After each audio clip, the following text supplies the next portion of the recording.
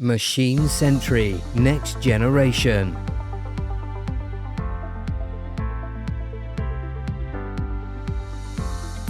The user menu is held in the top right hand corner of the main portal toolbar, and as the toolbar is a constant feature throughout the portal, so is the user menu.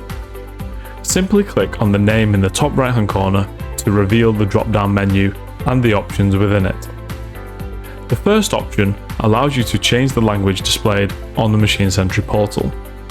We currently have 5 language options: English, French, Spanish, German, and Dutch. The portal will automatically pick up any of these 5 languages from the system, but if you want to manually change this, just select the language you require. The second option down allows the user to adjust between light and dark mode. Similar to the language above, the portal will automatically pick up the system settings, but again, this can manually be overridden at any time. This menu is also used to update your user password. Once selected, you will be asked to enter your old password first and then your new password twice.